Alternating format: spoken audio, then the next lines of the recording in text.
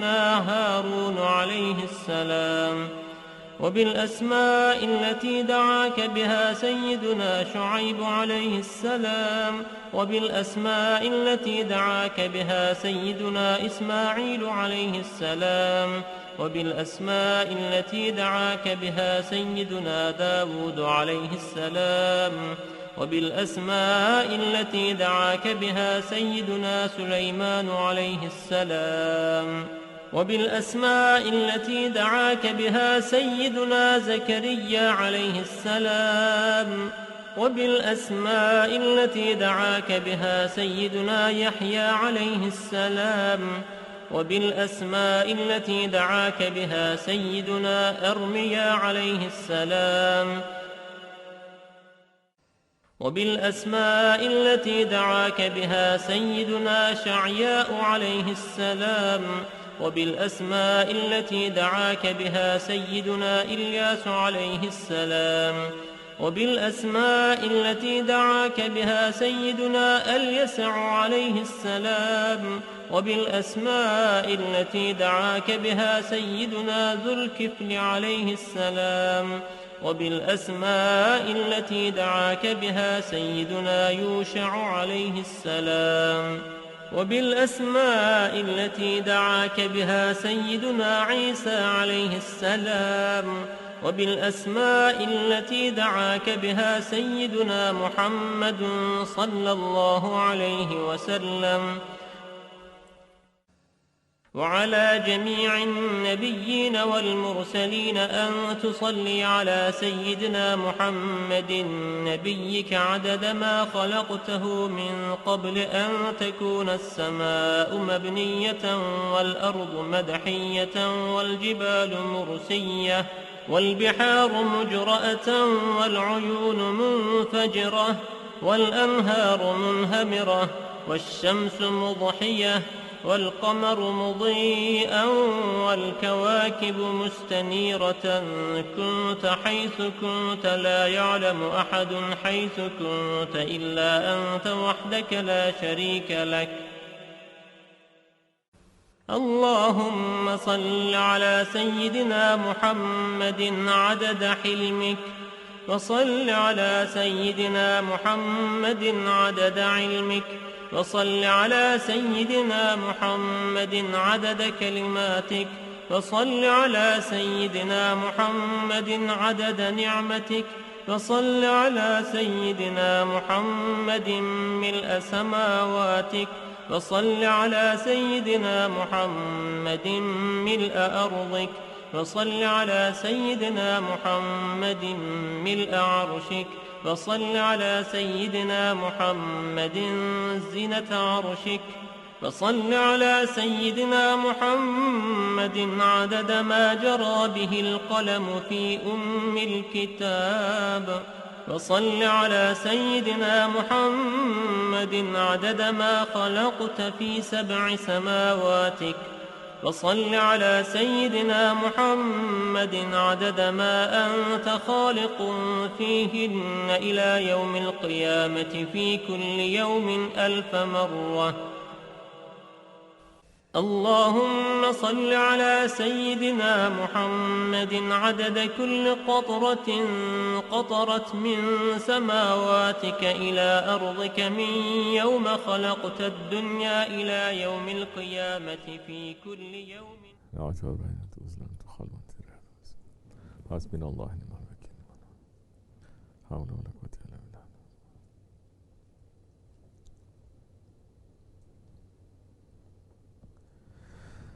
أشهد أن لا إله إلا الله وأشهد أن محمدا عبده ورسوله. أشهد أن لا إله إلا الله وأشهد أن محمدا عبده ورسوله. أشهد أن لا إله إلا الله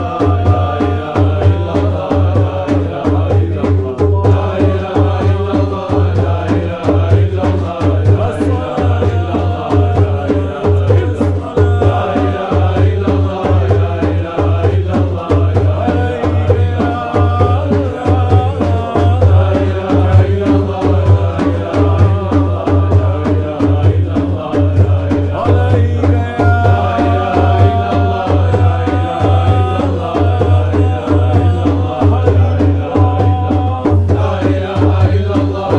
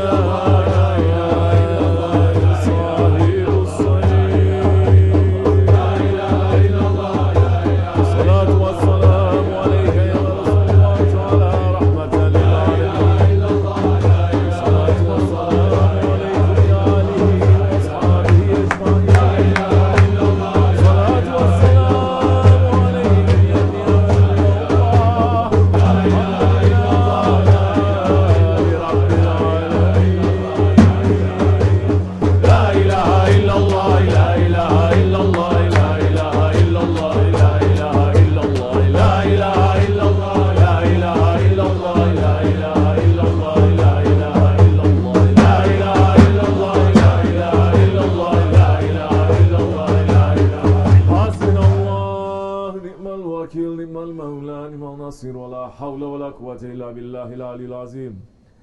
ألا بذكر الله تطمئن قلوب. بلى. الله الله الله الله الله الله الله الله الله